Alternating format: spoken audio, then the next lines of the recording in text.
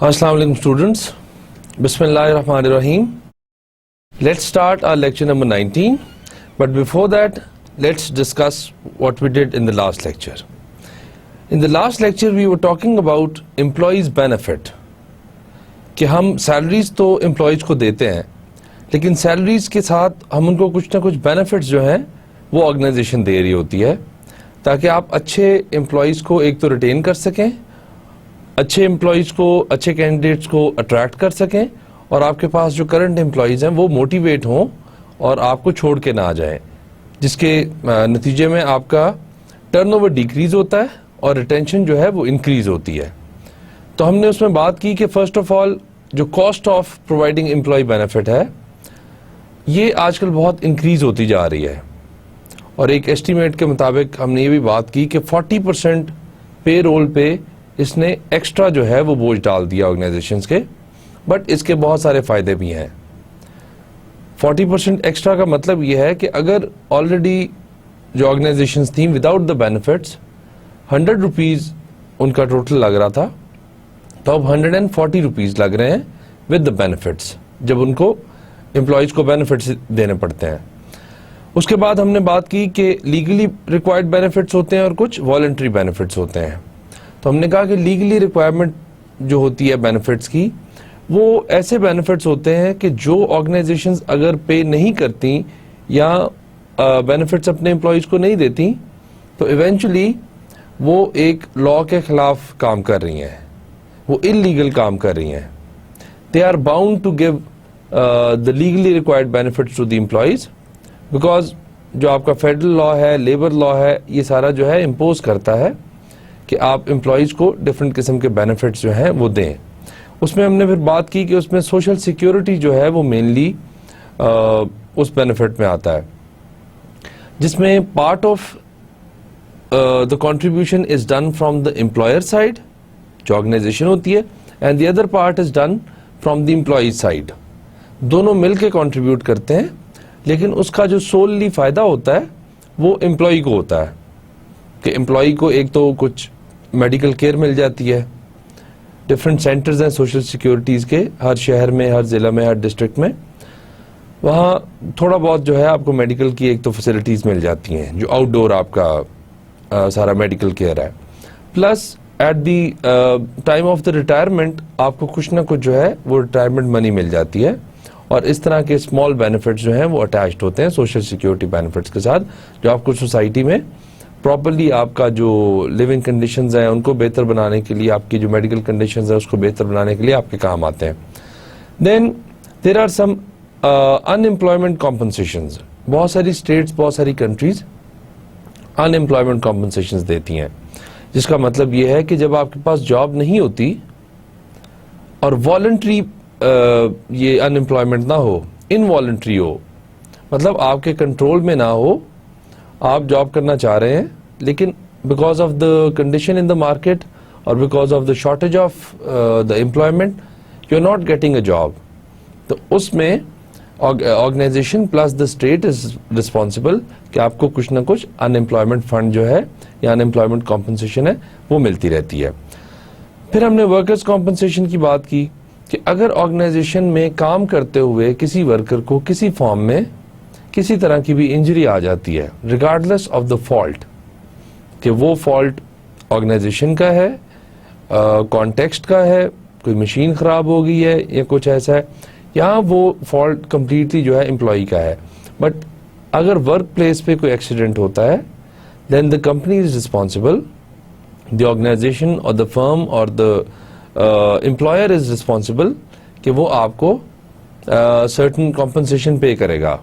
एक तो आपकी इलनेस की जो कॉस्ट आएगी वो पे करेगा, plus some added amount, but it varies from country to country and from level of organization and from organization to organization कि वर्कर्स कॉम्पनसेशन किस हद तक देनी है और कितनी देनी है।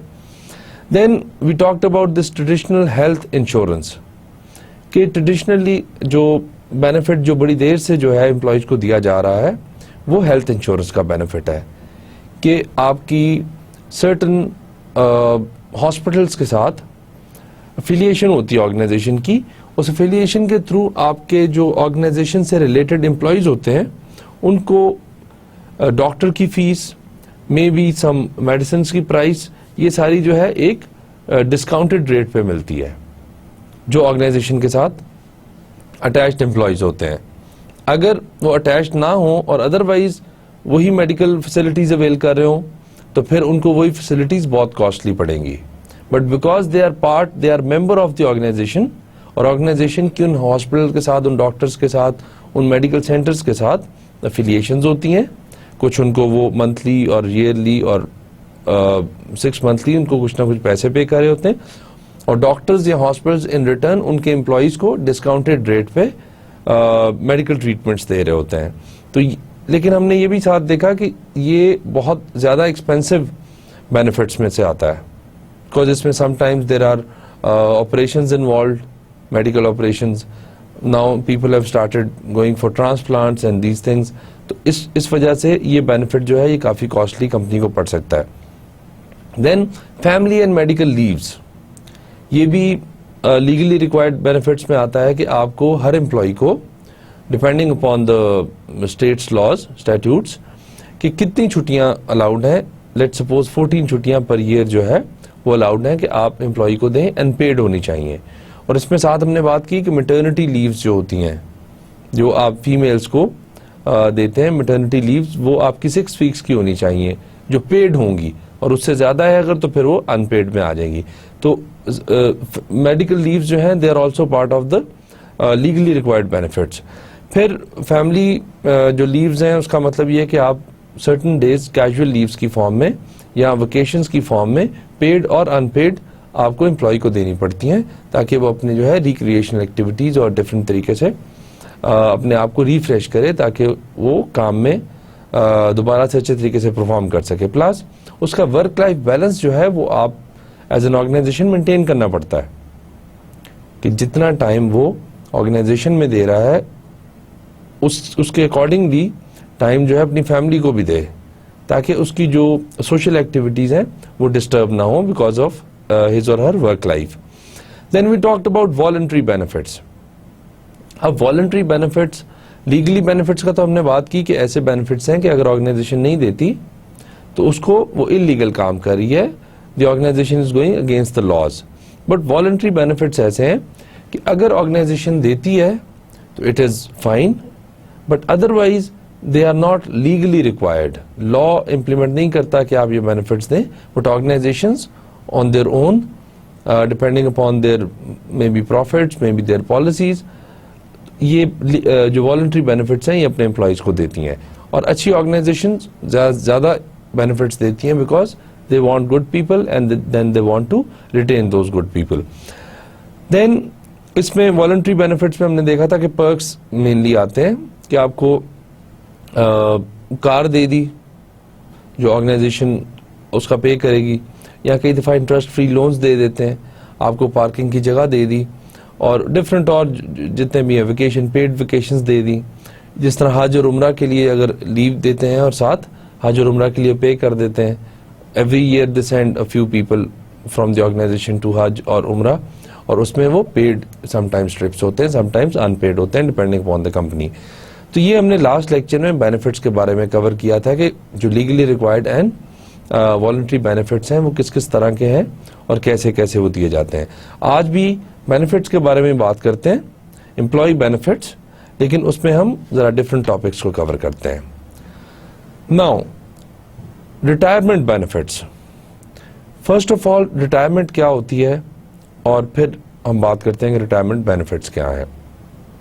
रिटायरमेंट, जब आप एक जॉब स्टार्ट करते हो, naturally human beings they age, और at the age of 60 and in some countries 65 और 70 you have to retire. Retire का मतलब है कि you can not work any more in the organization और एनीवेयर एल्स, डिपेंडिंग अपॉन। कई दफ़ा ये होता है कि आप अगर सही हेल्दी फील कर रहे हो तो you go for voluntary work और you go for part time work, but normally at the age of 60, 65 और 70 depending upon the laws of the organisation and the country आपको रिटायर होना पड़ता है। But after retirement if you are unable to work, still you have to survive. Because आपका खाना पीना बंद नहीं होता, बिकॉज आपके और एक्सपेंसेस जो हैं वो बंद नहीं होते, तो देन रिटायरमेंट की एज के बाद भी ऑर्गेनाइजेशंस की ये रिस्पॉन्सिबिलिटी बनती है कि they should take care of their employees. अब जब एम्प्लॉय रिटायर हो जाता है तो रिटायरमेंट प्लान्स के मुताबिक उसको सर्टेन अमाउंट जो है वो मंथली बेसिस पे मिलता रहता है, ताकि उसके जो डेली लाइफ एक्सपेंसेस हैं वो उसके फूड का, यूटिलिटीज़ का, वो उसके इजीली पूरे होते रहे और अपनी ज़िंदगी आराम से गुजार सके। उसमें फिर वेस्टिंग राइट्स हैं, the right to pension benefit even if one leaves the organization, leaves the company. अब वेस्टिंग राइट्स कुछ ऐसे हैं कि जो अगर आपकी ऑर्गेनाइजेशन एक एम्प्लॉय छोड़ भी गया है लेकिन फिर भी आप किसी न किसी फॉर्म में उस एम्प्लॉय का फायदा करते रहते हैं, and it's not something which is very difficult for the organization. Let's suppose if the organization every month is contributing 1000 rupees per person and 1000 rupees is being deducted from the pay of that employee, 2000 rupees if they are depositing this 2000 rupees into a bank after every month, and if a person has worked like for 20 years or 25 years in the organization, तो ये 2000 कर करके और इसको आप increase करते रहते हैं as per the percentage of the salary increases, ये after 20-25 years it becomes a huge amount of money. इस मनी पे आपको sometimes interest आता रहता है, इस मनी को sometimes you invest somewhere and you get profits. अब जब ये आपने जो डिपॉजिट किया हुआ है with a simple retirement plan, इसी में जब आपकी let's suppose after 20 years this money has reached to let's suppose 20 lakhs, we just assuming 20 lakhs. Now this 20 lakh will give you some kind of profit, some kind of interest. अगर इसका आपको let's suppose 20,000 भी interest आ रहा है per month या profit आ रहा है, तो you can pay this 20,000 to that person, to that employee. हर महीने आप उसको पे करते रहे और उसका जो है वो डेली जो एक्सपेंसेस हैं डेली लाइफ के वो उसके चलते रहेंगे, और आपका जो एज अ रिस्पॉन्सिबल ऑर्गेनाइजेशन आपकी रिस्पॉन्सिबिलिटी भी पूरी होती रहेगी. देन डिफाइंड बेनिफिट प्लान्स होते हैं कुछ. Plans specifies the dollar benefit work received at retirement. अब ये तो हमने बात की कि ऐसा पैसा है जो आप उसको हर मंथ पे करेंगे, but let's suppose if someone is working and at the age of 30 he और she started, now it's the age of 60 and this person is about to retire. अब जब वो रिटायर होने लगता है तो ऑर्गेनाइजेशन उसको लम सम अमाउंट में डिफाइंड बेनिफिट्स देती है. वो नॉर्मली डिपेंड करता है कि कितनी सैलरी थी उस एम्प्लॉय की, पर्टिकुलर एम्प्लॉय की. उस सैलरी के against multiply by may be 10 कर देते हैं आप, समटाइम्स मल्टीप्लाई बाय 20 कर सकते हैं, और you add up the number of salaries and then you multiply with a certain percentage और अ सर्टेन नंबर. तो वो आप एक को एंड में उसको रिटायरमेंट के फंड के तौर पे, रिटायरमेंट बोनस के तौर पे आप उसको दे देते हैं एम्प्लॉय को, ताकि मे बी उसके बहुत सारे उस लाइफ तक काम हो. May be he needs a housing, may be उसका कोई और जो है उसको ट्रांसपोर्टेशन की ज़रूरत है, मे बी उसके मेडिकल एक्सपेंसेस बहुत ज़्यादा हो गए, तो ये लमसम पैसे उसके लाइफ को बेहतर बनाने, क्वालिटी ऑफ लाइफ को बेहतर बनाने में हेल्प करते हैं. और दूसरी तरफ आप उसको मंथली रिटायरमेंट की फॉर्म में, रिटायरमेंट फंड की फॉर्म में दे रहे होते हैं, ताकि उसका जो है डेली एक्सपेंस और उसका गुजारा आराम से होता रहे. Usually based on some formula of years of services and average final compensation. जैसे मैंने आपको बताया कि अगर उसने 25 ईयर्स काम किया है तो आप उसको मल्टीप्लाई कर देंगे 25 multiply by, because these are the number of years, और आप कर देंगे कि उसकी सैलरी कितनी है. लेट्स सपोज उसकी 1 लाख सैलरी थी, तो आप उसको मल्टीप्लाई कर देते हैं 1000 के साथ या पर मंथ, और जितनी उसकी सैलरीज बनती हैं उससे जो भी कैलकुलेशन करके जो अमाउंट आपके पास आता है वो आप उसको बोनस की फॉर्म में या जो आपका डिफाइंड बेनिफिट प्लान है आफ्टर द रिटायरमेंट एज वो आप उसको दे देते हैं. Now defined contribution plans. जिसमें क्या आता है, employees and employer may contribute to account based on rules established for contribution. Sometimes organizations give their employees an options. किस तरह की ऑप्शंस देती हैं कि maybe sometimes the employer is also contributing and the employee is also contributing in the same amount or in the same account at least, और different जो है rules and regulations उस पर बना लेते हैं. कैसे, let's suppose हम कहते हैं कि employer जो है वो 2.5% of the salary deposit करेगा account में अपनी तरफ से, और फिर जो employee है, एम्प्लॉय भी अपना 2.5% ऑफ द सैलरी जो है वो एक अकाउंट में डिपॉजिट करेगा. जब ये दोनों मिलके 5% ऑफ द सैलरी डिपॉजिट करते रहेंगे हर अपने एक अकाउंट में, तो तब एंड में जब when the employee is leaving the organization, there will be some amount of money in that account depending upon अगर वो आपने इन्वेस्टमेंट कर दी हुई है या वो अकाउंट में पड़ी हुई है और उस पर आपको इंटरेस्ट आ रहा है, वो उसका जो है वो आपका एम्प्लॉय जो है वो हकदार होगा और आपने एंड में एम्प्लॉय को वो अमाउंट दे देनी होती है. इस तरीके से आप डिफरेंट बेनिफिट्स जो हैं वो एम्प्लॉय को दे सकते हैं ताकि उसकी जो लाइफ है वो इजीली गुजरते रहे. Then money purchase pension plans, type of defined contribution plans, but organizations commits to depositing fixed amount of money or percentage of employees pays annually. अब इसमें ये होता है कि sometimes आप अगर ऑप्ट करते हो कि आपने ये वाला प्लान लेना है एज अ बेनिफिट, जो हम एंड में बात करेंगे कि we have as an employee we got such certain options, certain packages, certain menus, जिससे हमें एक पिक करना होता है. If we pick this kind of plan, then company commits that it is going to deposit some amount of money every month और every year और whatever the formula is. और जब आपकी रिटायरमेंट हो रही होगी या जब भी आप ऑर्गेनाइजेशन को छोड़ रहे होंगे, तो इस अकाउंट में कुछ ना कुछ पैसे जो हैं वो अवेलेबल होंगे. वो पैसे या वो अमाउंट जो है वो आपको रिटायरमेंट पे और आपकी जो सेपरेशन पे फ्रॉम द ऑर्गेनाइजेशन आपको मिल जाएंगे, ताकि आपका अच्छे तरीके से गुजारा हो सके और आपने बिकॉज उस ऑर्गेनाइजेशन के लिए सर्व किया हुआ है और आपका हक बनता है कि ये बेनिफिट्स आप अवेल करें. तो इस फॉर्म में भी आपको डिफरेंट बेनिफिट्स मिल सकते हैं. Then profit sharing plans.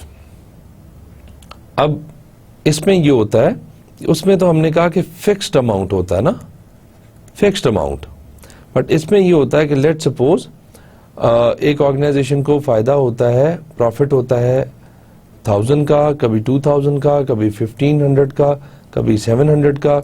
ये क्या है, मंथली या ईयरली प्रॉफिट्स हो रहे हैं. इसकी कुछ percentage, let suppose 10%, let suppose 10%, 10%, 10% इसको रखते हैं. हर महीने या हर साल 10% of the amount from the profit is being shared by the employer with the employee, but what they do is that the employer deposit this money into the accounts of different employees, और जब वो retirement के पास आते हैं तो फिर accordingly उनको मिल जाता है. अब इसमें और फिक्स्ड में जो फर्क ये है कि मे बी एक आपके पास फिक्स्ड चल रहा है, एक आपके पास प्रॉफिट शेयरिंग चल रहा है. तो प्रॉफिट शेयरिंग में डिपेंड ये करता है कि प्रॉफिट्स कितने हुए हैं.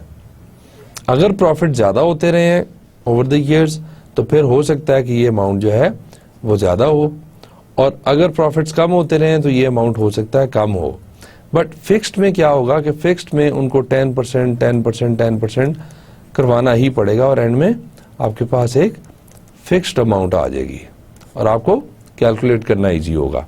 ये भी कैलकुलेट करना तो ऑब्वियसली इजी है because profits are calculated every month और उसी की कॉन्ट्रीब्यूशन हो रही होती है. But it can vary, it depend कि कितना प्रॉफिट हुआ है ऑर्गेनाइजेशन को, उस हिसाब से उसने कितनी कंट्रीब्यूशन की है. तो ये इन दोनों में जो मेन डिफरेंस है. Then individual retirement account IRAs currently designed for lower income workers who don't have pension programs at work. अब होता ये है कि sometimes we hire people on contract, sometimes we don't give benefits to people with certain grades. Let's suppose हम कहते हैं हमारे पास 1 2 3 4 5 6 7 8 hierarchy है।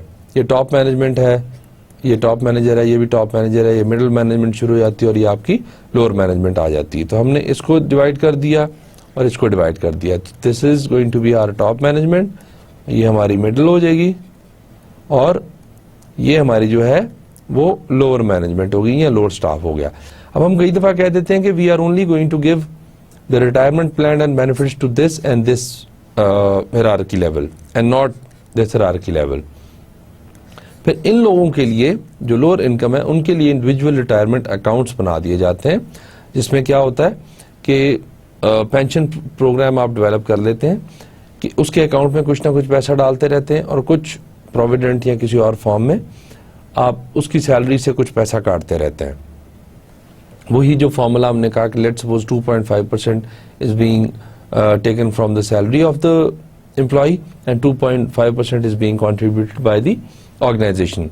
तो वो 5% जो कंट्रीब्यूशन हर महीने होती रहती है, एंड में वो इकट्ठी होकर कुछ ना कुछ अमाउंट बन जाती है जो आप अपने लोअर मैनेजर को या लोअर मैनेजमेंट को या लोअर वर्कर्स को दे सकते हैं इन फॉर्म ऑफ रिटायरमेंट और in form of their pension, ताकि उनका भी आफ्टर द एज ऑफ 60 और 65 और 70 when they are unable to work they should also be living a proper life and a healthy life. तो ये आप उनको उनके लिए इंडिविजुअल रिटायरमेंट अकाउंट्स उनको हम कहते हैं। Then paid time off, sometimes ये भी लीगली रिक्वायर्ड बेनिफिट होता है। आपको डिफरेंट जो है वो हॉलीडेज की जरूरत होती है, पेड टाइम ऑफ की जरूरत होती है, जिसमें मेनली वेकेशन टाइम आ जाता है। Vacation time is usually related to the length of time on the job. कई दफा अगर आप कहते हैं कि एम्प्लॉय ने 5 years के लिए सर्व किया है, तो you can give that employee let's suppose at a formula of 5 holidays per year. तो आपके पास 1 साल में 5 छुट्टियां आ गई और 5 साल में आपके पास 25 हॉलीडेज आ गई। तो अगर किसी ने 5 साल काम किया हुआ है तो आप कहते हैं कि इसको 25 days की पेड टाइम ऑफ दे दें। पेड टाइम ऑफ का मतलब है कि वो छुट्टी करेगा, is not going to be working for those 25 days, but he will be paid, he will be given the salary, he will be given the wages. तो इस तरीके से आप जो वेकेशंस हैं, हॉलीडेज हैं, ये आप लोगों को दे सकते हैं। और इसमें समटाइम्स ऑर्गेनाइजेशंस ये भी करती हैं कि जो एक्सपेंस आता है आपका वेकेशंस पे, जो टिकटिंग का, जो रेजिडेंस का, वो भी समटाइम्स ऑर्गेनाइजेशंस पे करती हैं, ताकि वेकेशंस जो है वो उसका रियल एसेंस अचीव किया जाए और रिलैक्स किया जाए एम्प्लॉय को, या बेनिफिट्स की फॉर्म में उसको वेकेशन दे दी जाए। Some companies also allow personal days that can be use for any reason. वो अब तो ये तो हमने वेकेशंस की बात की ना, कुछ ऑर्गेनाइजेशंस कहती हैं कि पर्सनल डेज हैं, पर्सनल डेज को जिस मर्जी रीजन के लिए यूज कर रहे हैं। लेट्स सपोज आपको कह देते हैं कि there are 10 personal leaves in a year. तो अगर एनुअली आपको 10 लीव्स मिल रही हैं, 10 छुट्टियां मिल रही हैं, you can use those 10 holidays for your own work. उसमें आप वेकेशंस करें, उसमें आप लेट्स सपोज आप घर का अपना काम करते हैं या और जो भी आप काम करना चाहते हैं, but they are going to be your personal leaves. ये नाम हमने डिफरेंट रखे होते हैं, कैटेगरीज में डिवाइड कर दिया होता है कि एनुअली किन किन चीजों की नॉर्मली जरूरत पड़ती है। Vacations, people mostly go for vacations once a year or twice a year. Medical leaves, it's a natural phenomena. हर कोई बीमार होता है, फैमिली में बीमारी आती है तो मेडिकल लीव्स की फॉर्म में हो जाता है, और पर्सनल लीव्स कि उसमें वो अपने कोई भी काम कर सकता है। Then disability insurance program, it provides salary contribution for short term disability, जिसमें सिक लीव होती है कि 1 दिन 2 दिन या आपको 3 दिन के लिए बुखार होता है या एक नॉर्मल जो है आपको बीमारी होती है, तो ये सिक लीव्स में आ जाता है। Then long term disability, long term disability में हो सकता है आपको कोई इंजरी आ जाए, हो सकता है कोई एक्सीडेंट हो जाए, हो सकता है कोई ऐसी प्रोलॉन्ग आपको बीमारी लग जाए जिससे रीअकर होती रहे और it goes for more than 6 months। तो इसके लिए usually it is covered for 6 months, it is effective for 6 months। जो लॉन्ग टर्म डिसेबिलिटी की आपको लीव्स हैं या पेड है, तो इस तरीके से आप कुछ ऑर्गेनाइजेशन जो हैं इस फॉर्म में long term disabilities and short term disabilities की फॉर्म में भी लोगों को टाइम ऑफ दे सकती हैं. Then some companies provide financial incentives to employees to not use their sick leaves. Sick leaves because basic rights में आता है कि आपको हॉलीडेज मिलनी चाहिए ईयरली और 6 मंथली और जिस भी फॉर्म में.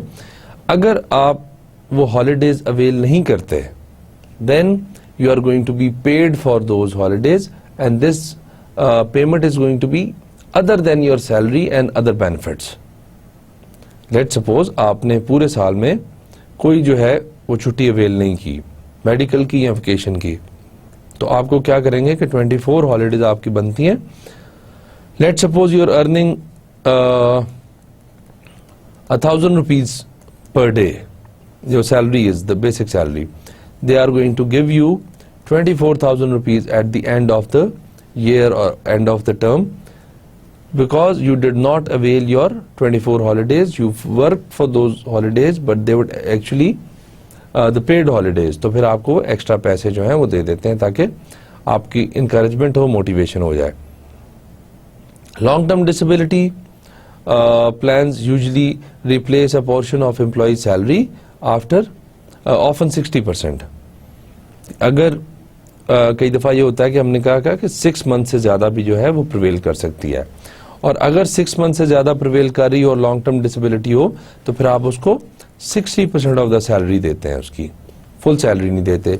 मे बी शॉर्ट टर्म में आप फुल सैलरी दे दें, बट अगर किसी की 100 रुपीज़ सैलरी है तो आप उसको 60 रुपीज़ देंगे during the time he is taking और she is taking long term disability leave. तो इस तरीके से आप उसको 60% जो है वो पेमेंट करते हैं, उसकी सैलरी की या वेजेस की हैं जो भी उसने मंथली कमाना होता है. Now types of pension plans. Pension plans में कुछ डिफरेंट टाइप्स हैं. एक तो कॉन्ट्रीब्यूटरी होता है. कॉन्ट्रीब्यूटरी का मतलब ये है कि एम्प्लॉई भी कंट्रीब्यूट कर रहा होता है और एम्प्लॉयर भी कंट्रीब्यूट कर रहा होता है, both from the organisation and from the employee side. Non contributive में क्या है कि employer pays, employee does not pay. Contributive में हमने कहा जॉइंट पे होता है, एम्प्लॉई भी कुछ हिस्सा काट रहा होता है प्लस द एम्प्लॉयर और द ऑर्गेनाइजेशन और द कंपनी ये पे कर रही होती है. ये दोनों मिल के पेमेंट करते हैं तो फिर आपकी जो है वो ज्वाइंट पे बनता है या कॉन्ट्रीब्यूटरी टाइप ऑफ बेनिफिट्स बनते हैं, पेंशन बनती है. बट नॉन कॉन्ट्रीब्यूटरी में क्या होता है, ओनली एम्प्लॉयर पेज. एम्प्लॉय की सैलरी में से कुछ नहीं कटता या एम्प्लॉय जो है वो उसमें कुछ कॉन्ट्रीब्यूट नहीं करता, बल्कि सारे का सारा जो है वो एम्प्लॉयर ही पे करता है. Then classified by amount of benefits to be paid. अब ये डिपेंड करता है कि कितना बेनिफिट जो है वो पे करना है, उस हिसाब से sometimes it's contributory and sometimes it's not contributory, it's non-contributory. Now defined contribution plan, इसमें बेसिक जो है basis upon which the employer pays and then benefits depend upon accumulation, कि कितना जो है वो एक तो एम्प्लॉय पे कर रहा है और फिर डिपेंड करता है कि कितना एंड में आपने एक्यूमुलेट किया है. लेट्स सपोज जैसा हमने कहा कि अगर 2.5% पे कर रहा था एम्प्लॉय, 2.5% पे कर रहा था एम्प्लॉयर, एंड में 5% मंथली जो है वो एडअप होता रहा. अब एक तो याद बात यह है कि basis upon which the employer page, जिसमें एम्प्लॉयर का पे करना लाजमी है, and benefits depend upon the accumulation.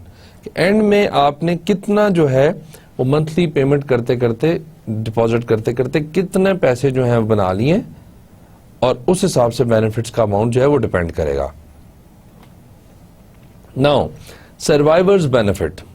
First of all what is and who are the survivors, और फिर उस पर हम बात करते हैं कि बेनिफिट्स क्या होते हैं. लेट्स सपोज आपकी जो एम्प्लॉई है उसके ऑब्वियसली कोई ना कोई फैमिली मेंबर्स होंगे, उसके बच्चे हो सकते हैं, वाइफ हो सकती है, हस्बैंड हो सकता है, और उसके पेरेंट्स हो सकते हैं. इन केस ऑफ डेथ जो लोग भी डिपेंडेंट उस पर वापस रह जाते हैं वो सर्वाइवर्स होते हैं. लेट्स सपोज एक जो एम्प्लॉई है he or she was feeding his wife and children and maybe parents, और जो भी लोग इस पे डिपेंडेंट हैं वो सारे लोग जो हैं वो इसी की कमाई पे और इसी की इनकम पे सरवाइव कर रहे थे। लेकिन because of maybe sometimes because of deaths और maybe because of sometimes serious illness, अब जब एम्प्लॉयमेंट बंद हो जाती है या सैलरी आपकी ख़त्म हो जाती है तो सर्वाइवर्स होते हैं, बच्चे हैं, वाइफ है, मे बी पेरेंट्स हैं, उनके लिए प्रॉब्लम हो जाती है। They can not live there normal life. तो ऑर्गेनाइजेशंस ये रिस्पॉन्सिबिलिटी लेती हैं कि उनको कुछ बेनिफिट्स देती हैं, जिसमें कौन कौन से बेनिफिट्स आ जाते हैं वो देख लेते हैं। सबसे पहले life insurance, group term life insurance, जिसमें क्या होता है, benefits is usually based on 1 to 5 times annual rate of pay. अगर खुदा न खास्ता in case of death of an employee, जब उसके सर्वाइवर्स बच जाते हैं तो ऑर्गेनाइजेशन एक certain amount of money maybe in lump sum और maybe on a monthly basis उसकी फैमिली को देती रहती है, because they were actually dependent on that employee. और अब वो employee is no more there, is no more earning, तो उसके सर्वाइवर्स जो हैं उनको प्रॉब्लम ना हो, वो किसी ऐसे फाइनेंशियल किसी क्राइसिस में ना आ जाए, तो उनके लिए लाइफ इंश्योरेंस होती है। उनको लमसम अमाउंट में या मंथली बेसिस पे आप कुछ ना कुछ पैसे देती रहती है organization. Then travel insurance, life insurance for business travel related deaths. Sometimes you send your people abroad and in different countries or different cities. कुछ एयर क्रैश हो जाता है, कोई एक्सीडेंट्स हो जाते हैं, but if they were traveling in a business related thing, then this insurance will be liable, और फिर ये इंश्योरेंस जो है उनके सर्वाइवर्स को मिल जाएंगी ताकि वो अपना गुजारा जो है वो ठीक तरीके से करते रहें। तो ये ट्रैवल इंश्योरेंस जो है ये भी ऑर्गेनाइजेशंस देती हैं। And then the service side of the benefits, ये इंपॉर्टेंट इस तरह है कि बहुत सारी जो ऑर्गेनाइजेशंस हैं वो सर्विसेज ऐसी प्रोवाइड करती हैं अपने एम्प्लॉयज को कि उनको वो आउटसाइड सर्विसेज अवेल ना करनी पड़े, जिसमें क्या क्या आ जाता है, social and recreational events. Social and recreational events में लेट सपोज आपने एक कॉन्सर्ट अरेंज कर दिया और उसमें अपनी ऑर्गेनाइजेशन की फैमिलीज और बच्चों को सबको बुला लिया। हो सकता है आपने एम्प्लॉयज की बर्थडे सेलिब्रेट करने का जो है वो सर्विस रखी हुई है।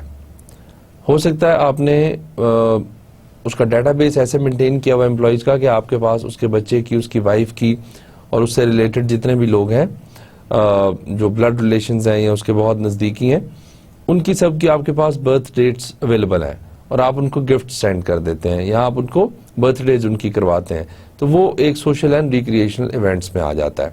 यहाँ कई दफ़ा आप उनको अपनी जगह ऑर्गेनाइजेशन से प्रोवाइड कर देते हैं कि वो कोई ऐसा फंक्शन हो, शादी का या किसी तरह ऐसा फंक्शन हो, तो वो वहाँ आके आराम से कर सकें। ये भी आप जो है उनको एक जगह प्रोवाइड कर रहे हैं, एक सोशल इवेंट का मौका दे रहे हैं। देन एम्प्लॉय असिस्टेंट प्रोग्राम्स, जैसे हमने लास्ट लेक्चर में बात की थी जब इंटरनेशनल एम्प्लॉयज़ के बेनिफिट्स की बात कर रहे थे कि कई दफ़ा लोगों को मूव करना पड़ता है एक जगह से दूसरी जगह। उसमें पैकिंग का काम होता है, उसमें अनपैकिंग का काम होता है, उसमें ट्रांसपोर्टेशन इन्वॉल्व होती है, उसमें मे बी न्यू हाउस जो फर्निशिंग है उसका काम होता हो, मे बी आपको अगर एक सिटी से दूसरी सिटी शिफ्ट होना है तो वहाँ आपको प्रॉपर्टी डीलर से काम पड़े, आपको रेंट पे घर चाहिए हो, आपने परचेज करना हो। ये सारी जो सर्विसेज हैं ये आपको ऑर्गेनाइजेशन अगर प्रोवाइड करे ताकि आपको इस हैसल के थ्रू ना गुजरना पड़े, तो उनको हम कहते हैं एम्प्लॉय असिस्टेंट प्रोग्राम्स, जिसमें एम्प्लॉयज़ को असिस्ट किया जाता है, एम्प्लॉयज़ को हेल्प किया जाता है डिफरेंट उनके कामों में, डिफरेंट उनकी ज़रूरियात में। Then housing, very important. बहुत सारी जो इंडस्ट्रीज़ हैं जो टैक्स फ्री जोन्स में लगी होती हैं, जहाँ दूर दूर तक कोई टाउन्स नहीं होती या रेजिडेंशियल एरियाज़ नहीं होते, वहाँ लोगों ने अपनी कॉलोनीज़ बनाई होती हैं। उन कॉलोनीज़ में they try and provide almost everything the same जो अच्छे शहरों में, अच्छी सिटीज़ में और अच्छी जगहों पे मिलता है। उन कॉलोनीज में उन्होंने different flats depending upon the कि कितने उनके पास एम्प्लॉयज हैं, किस किस किस्म के फ्लैट्स होते हैं, बैंगलोज होते हैं, डिफरेंट जो है उनके पास रेजिडेंशियल जगह बनाई होती हैं, कंस्ट्रक्ट की होती हैं, और वो अपने एम्प्लॉयज को वहाँ फ्री हाउसिंग जो है वो प्रोवाइड करते हैं।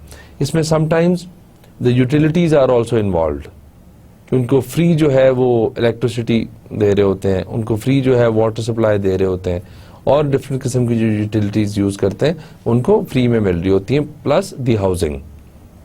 तो ये service side of the organization की हम बात करें कि किस तरीके से ऑर्गेनाइजेशंस सर्व कर सकती हैं अपने एम्प्लॉयज को, जो सर्विसेज वो otherwise outside the organization avail करेंगे। अगर वो कोई एम्प्लॉय है, उसको ये सारे काम जो हैं वो डेली लाइफ में जरूरत पड़ती है। एक ऑप्शन ये है कि वो बाहर से जो है आउटसाइडर है, आउटसोर्स करे कामों को, हाउसिंग है खुद ढूंढता फिरे, खुद देखता फिरे, और खुद रेंट पे जो है उसको ले और खुद guarantee they.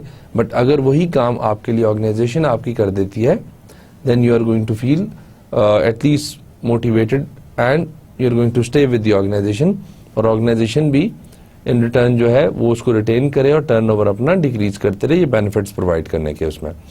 Then tuition रीइंबर्समेंट्स।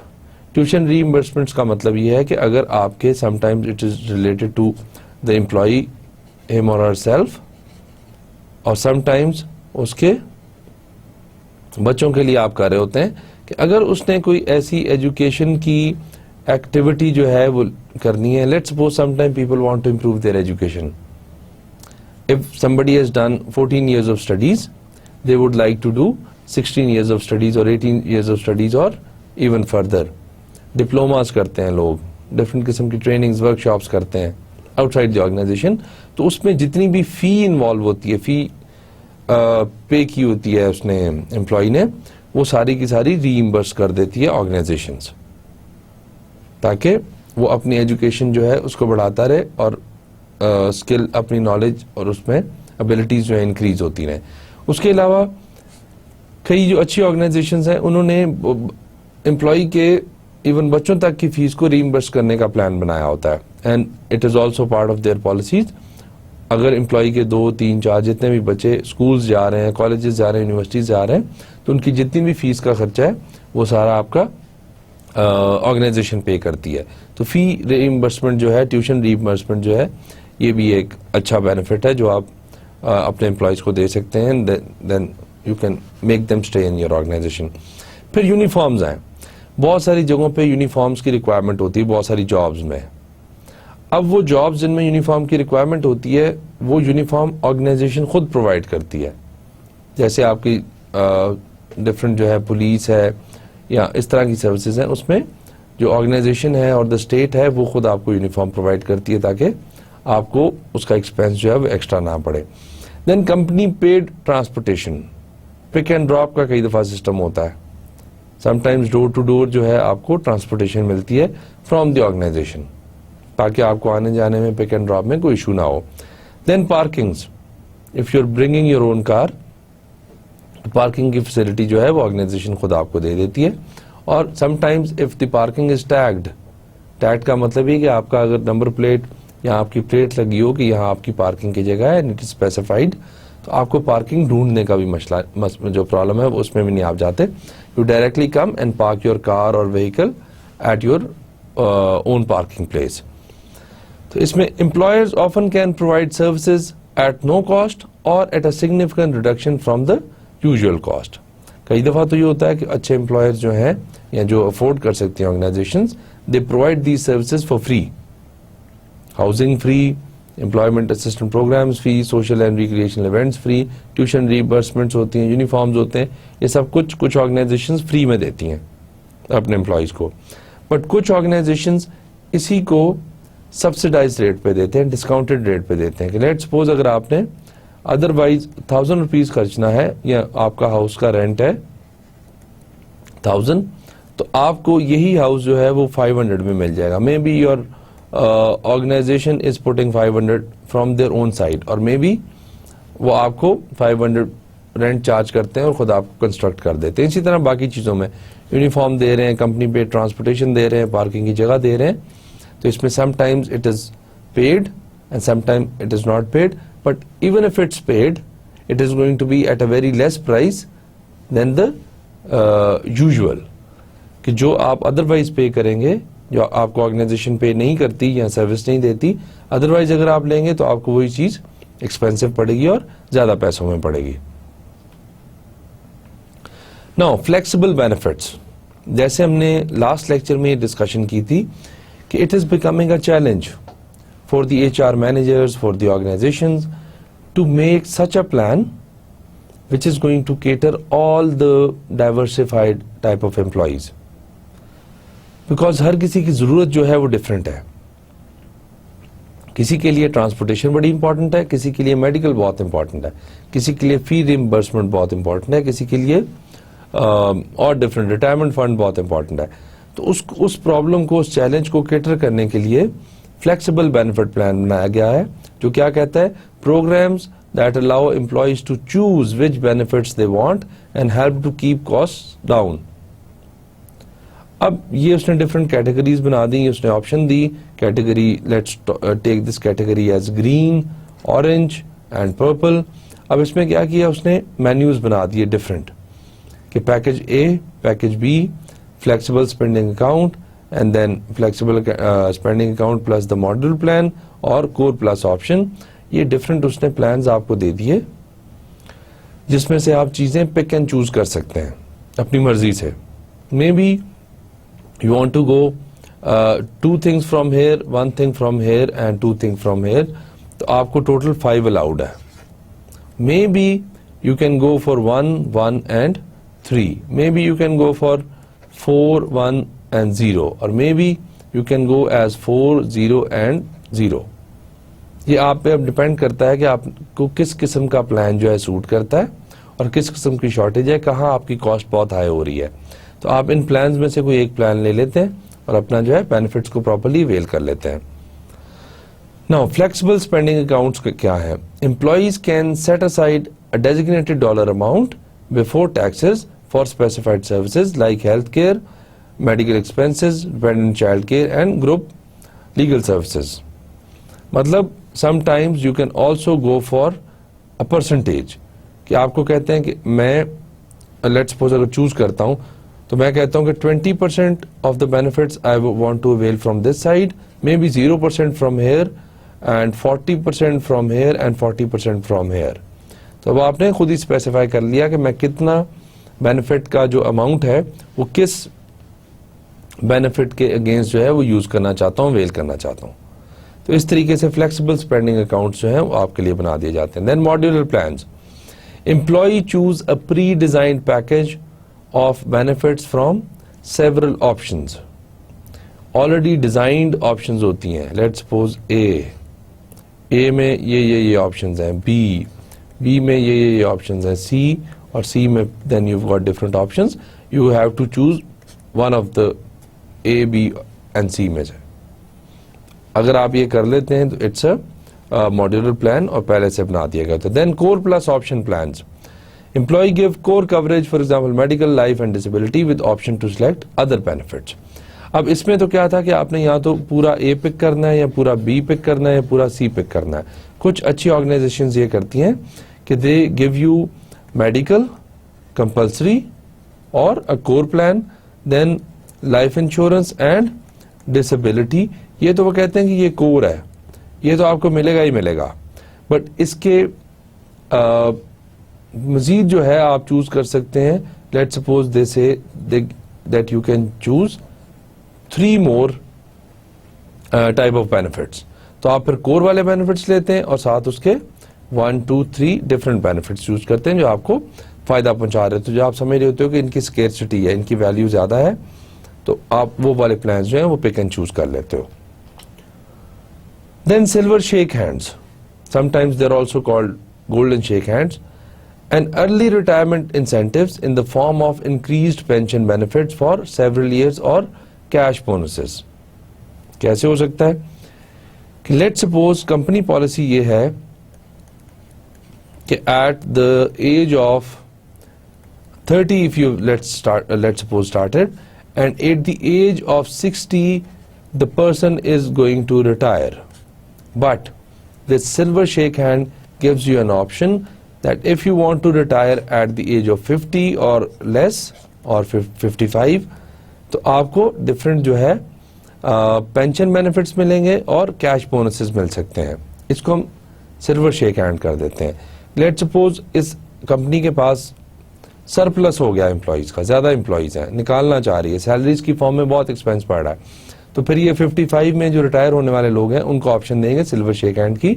Late suppose you can take 5 lakhs or 10 lakhs rupees of amount in bonus, plus your pension is going to be increased at a high rate for the next 10 years, और उसके बाद जो है वो अपने normal rate पे आ जाएगी.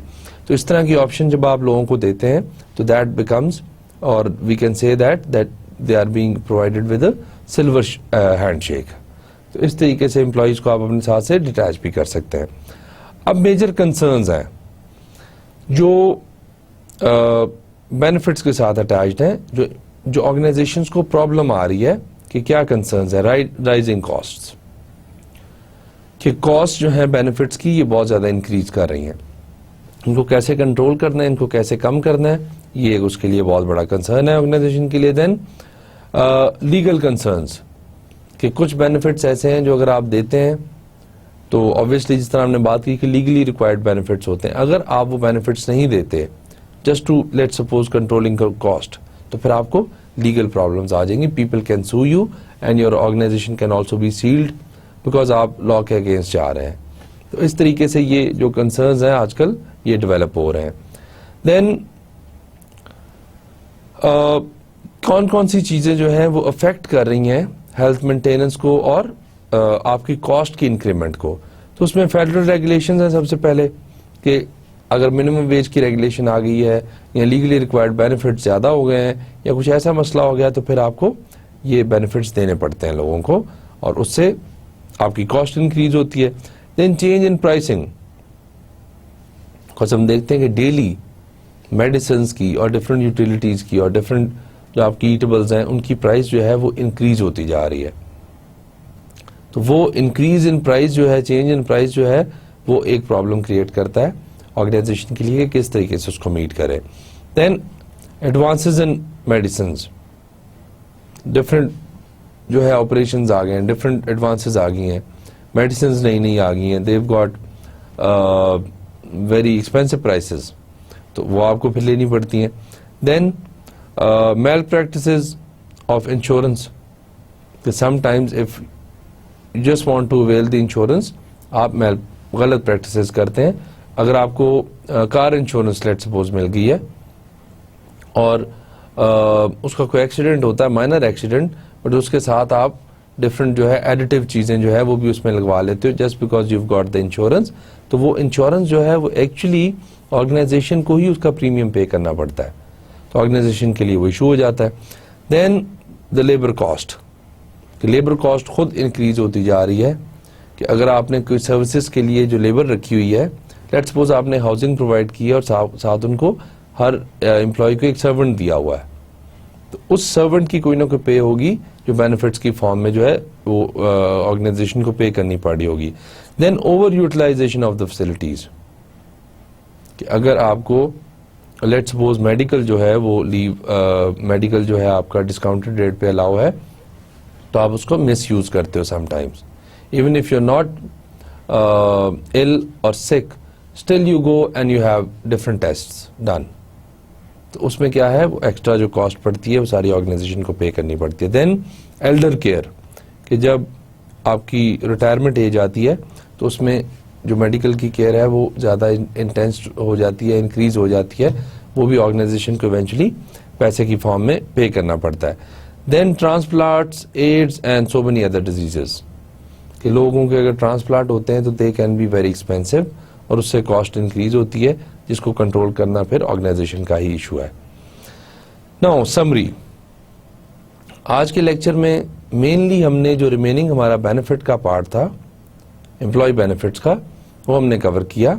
उसमें सबसे पहले हमने बात की कि कुछ वेस्टिंग राइट्स होते हैं, कुछ राइट्स ऐसे होते हैं जो पेंशन के राइट्स हैं या रिटायरमेंट के राइट्स हैं. तो उसमें इम्पॉर्टेंट ये है कि ऑर्गेनाइजेशंस ये रिस्पॉन्सिबिलिटी लें कि after a person is retired at the age of 60, 65, 70 or whatever your policies are, the organization is going to take responsibility of his और her employee after the retirement. और after the retirement आप उसको कुछ lump sum पैसे दे सकते हैं, then monthly base पे आप उसको पेंशन देते हैं, जिससे उसका डेली का जो खर्चा है, जो भी उसकी डेली लाइफ के एक्सपेंसेस हैं, वो उसके चलते रहते हैं। तो ये एम्प्लॉय जो है वो अवेल कर सकता है और अच्छी ज़िंदगी गुजार सकता है इवन आफ्टर द रिटायरमेंट। और इसमें हमने बात की कि कुछ कॉन्ट्रीब्यूटरी होते हैं, कुछ नॉन कॉन्ट्रीब्यूटरी होते हैं। कॉन्ट्रीब्यूटरी में एम्प्लॉय को कंट्रीब्यूट करना पड़ता है और नॉन कॉन्ट्रीब्यूटरी में सिर्फ और सिर्फ एम्प्लॉयर कंट्रीब्यूट कर रहा होता है। Employee does not have to contribute in that plan of benefits. Then enable pension rights to be portable, कि डिफरेंट एजेस में आप ले सकते हैं depending upon the amount of money you want to avail as a pension money. Then setups, pension benefits, guarantee corporations होती हैं कि जो डिफरेंट तरीके से ये मेक श्योर करती हैं कि आफ्टर द एज ऑफ 60 और after the age of retirement आपको आपकी पेंशन जो है वो मिलती रहे। देन डिफाइंड कंट्रीब्यूशन प्लान्स होते हैं कि कई दफ़ा ऑर्गेनाइजेशन एम्प्लॉय के साथ मिल के दे डिसाइड समथिंग कि लेट सपोज 60% ऑर्गेनाइजेशन देगी और 40% जो है वो आपका एम्प्लॉय देगा। तो they start contributing something in one amount and उसमें eventually when the person has to leave तो कुछ ना कुछ अमाउंट ऑफ मनी जो है वो आपके पास बनी होती है। फिर अकॉर्डिंगली आप अपने एम्प्लॉय को पेंशन देते हो, अपने एम्प्लॉय को जो है वो बोनसेस दे देते हो, रिटायरमेंट बोनसेस। तो उसमें आपने ऑलरेडी चीज़ें डिफाइन की होती हैं। देन प्रॉफिट शेयरिंग प्लान्स, इनमें हमने डिफरेंस भी किया। प्रॉफिट शेयरिंग में फ़र्क क्या होगा कि लेट सपोज ईयर 1, 2, 3, 4 एंड 5 अब डिफरेंट जो है आपको इसमें प्रॉफिट आ रहा है ऑर्गेनाइजेशन को, ये डिफरेंट किस्म के प्रॉफिट्स आ रहे हैं। इनमें से कुछ परसेंटेज सिर्फ शेयर होगी, नॉट दैट कि एग्जैक्ट फिक्स्ड अमाउंट जो है वो ऑर्गेनाइजेशन जमा करवाएगी और फिक्स्ड अमाउंट आपका जो है एम्प्लॉय जमा कराएगा, बल्कि इसमें से प्रॉफिट में से जितना प्रॉफिट आएगा वो उसमें से सर्टेन परसेंटेज शेयर होती रहेगी। और फिर हमने कहा कि जो डिफाइंड प्लान्स हैं और प्रॉफिट शेयरिंग प्लान्स हैं इनमें वेरिएशन आ सकती है। डिफाइंड में तो आपको पता होता है कि इतना फिक्स अमाउंट जो है ऑर्गेनाइजेशन ने जमा करवाना ही करवाना है, बट प्रॉफिट शेयरिंग में इट डिपेंड्स कि कितना प्रॉफिट हुआ है।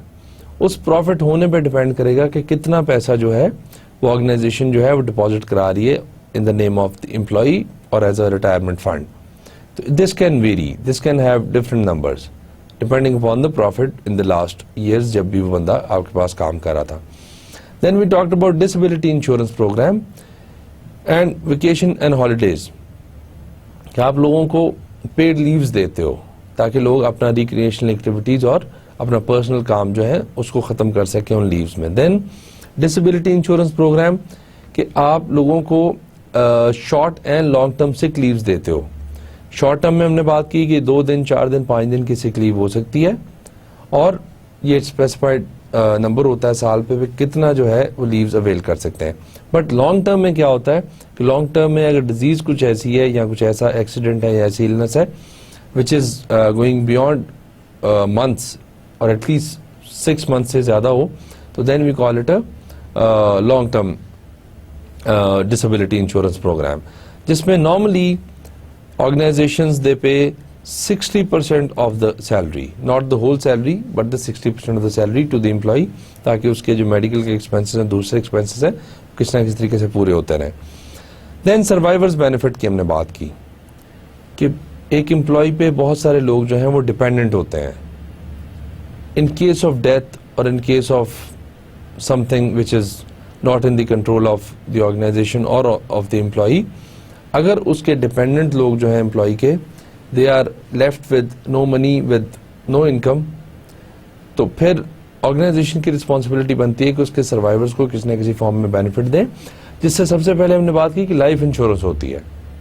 अगर इन केस डेथ हो जाती है तो उसके सर्वाइवर्स को, जो उसके डिपेंडेंट्स रह गए हैं, उनको कुछ ना कुछ आप पैसे जो है वो दे देते हैं, या उसको मंथली कुछ ना कुछ आप पेंशन की फॉर्म में देते रहते हैं ताकि उनका गुजारा होता रहे। देन वी टॉक्ड अबाउट के फ्लेक्सिबल बेनिफिट्स होते हैं। फ्लेक्सिबल बेनिफिट्स का क्या मतलब है कि शुरू में हमने बात की थी कि चैलेंजेस होते हैं HRM को, कि डिफरेंट लोगों की डाइवर्सिफाइड लोग हैं और डाइवर्सिफाइड डिमांड्स हैं उनकी अबाउट द बेनिफिट्स। कुछ कहता है उसको बेनिफिट A चाहिए लेकिन दूसरे को बेनिफिट B चाहिए, तीसरे को बेनिफिट C चाहिए और चौथे को बेनिफिट A B C तीनों चाहिए। तो डाइवर्सिफाइड आइडियाज़ हैं। उस डाइवर्सिफाइड आइडियाज़ को मीट करने के लिए हमने फ्लेक्सिबल बेनिफिट्स प्लान बनाए, जिसमें हमने एक सर्कल देखा, let's suppose divided into 4 sections, और हमने कहा कि यहाँ ये पिक कर लें या ये पिक कर लें या इनमें से पिक कर लें। और फिर मॉड्यूलर प्लान्स बताए और कोर प्लस ऑप्शन प्लान बताए कि कुछ प्री डिजाइंड होते हैं और कुछ कोर प्लस होते हैं कि इसमें आपकी मेडिकल, लाइफ इंश्योरेंस और रिटायरमेंट जो है ये तो कंपलसरी होती है, लेकिन इसके साथ आप एडिट जो है वो और कुछ जो बेनिफिट्स हैं वो भी चूज कर सकते हैं। तो इस तरीके से हमने आज वेस्टिंग राइट का पढ़ा, फिर जो है पेंशन राइट्स का पढ़ा, फिर हमने डिफाइंड कंट्रीब्यूशन प्लान्स पढ़े, प्रॉफिट शेयरिंग प्लान पढ़े और इन दोनों में डिफरेंस भी देखा। Then vacation and holiday leave पढ़ी और फिर हमने डिसेबिलिटी इंश्योरेंस प्रोग्राम पढ़ा। इसमें हमने long term and short term को मजीद देखा कि किस तरीके से उसमें डिवाइड किया हुआ। देन हमने पढ़ा कि जो डिपेंडेंट बच जाते हैं एम्प्लॉय के, उनको भी सर्वाइव कराना जो है वो ऑर्गेनाइजेशन का काम है, ऑर्गेनाइजेशन की रिस्पॉन्सिबिलिटी बनती है, तो उनके लिए क्या बेनिफिट्स अवेल करती है। Then we talked about flexible benefits. कुछ बेनिफिट्स ऐसे हैं जिसमें आपको डिफरेंट ऑप्शंस मिल जाती हैं, मेन्यूज मिल जाते हैं, जिसमें से आप पिक कर लेते हैं, जो आपको फायदेमंद बेनिफिट्स लगते हैं पिक कर लेते हैं। Then modular plans and core plus option plans के बारे में हमने डिस्कशन की। तो ये सारा हमारा बेनिफिट्स का टॉपिक ऑलमोस्ट खत्म हो गया। आप इसको पढ़ते रहें। नेक्स्ट और कुछ इंटरेस्टिंग टॉपिक्स हैं जो इंशाल्लाह हम नेक्स्ट लेक्चर्स में करेंगे। आज के लेक्चर के लिए thank you very much. Keep reading your books and keep listening to these lectures. Thank you. Allah Hafiz.